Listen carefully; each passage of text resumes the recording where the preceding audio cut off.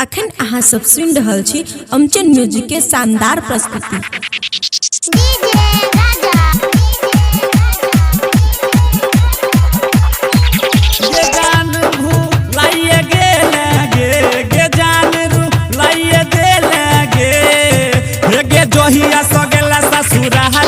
बारी के छौरी हाँ छोड़ के गेला ससुरारी ने सोचले को बारी के छौरी गे जान रू लाइए दे लगे गे जान रू लाइए दे लगे गे जहिया सो गेला ससुरारी ने सोचले को बारी के छौरी हाँ छोड़ के गेला ससुरारी ने सोचले को बारी के छौरी।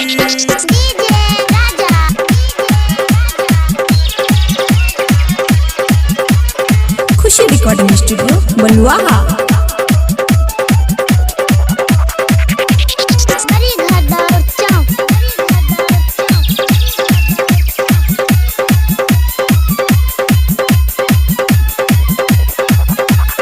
जानत नहीं रहिए तू दे देबे धोखा कॉलेल ही शादी छोड़ी पाबे ते तू मोहका जानत नहीं रहिए तू दो देबे धोखा कॉलेल ही शादी छोड़ी पाबे ते तू मोहका इसी ठोक नहीं कैलही हमर दिल दुखैलही हे गई ई तू ठीक नहीं कैलही हमारा गे जान भूलाइए गे लगे गे जान रू लाइए दे लगे गे जहिया सो गेला ससुरारी ने सोचले को बारी गे छौरी हाँ छोड़ के गेला ससुरारी ने सोचले को बारी गे छौरी। Khushi recording studio Baluaha. Recording by Guddu Chhaila Bihari.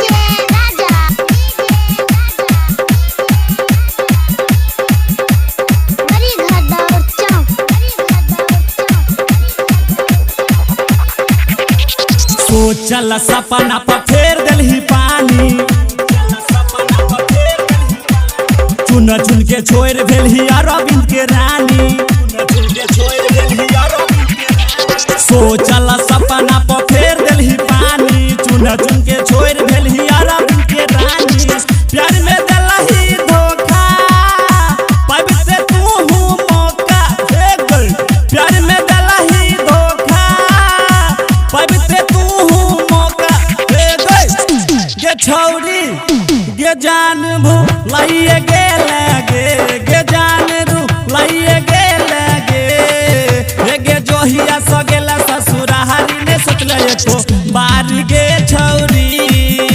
गे छोड़ के गेला ससुरारी ने सोचले को बारी गे छौरी हाँ छोड़ के गेला ससुरारी ने देखले को बारी गे छौरी जोगे छौरी रिकॉर्डिंग बाय गुड्डू छला बिहारी।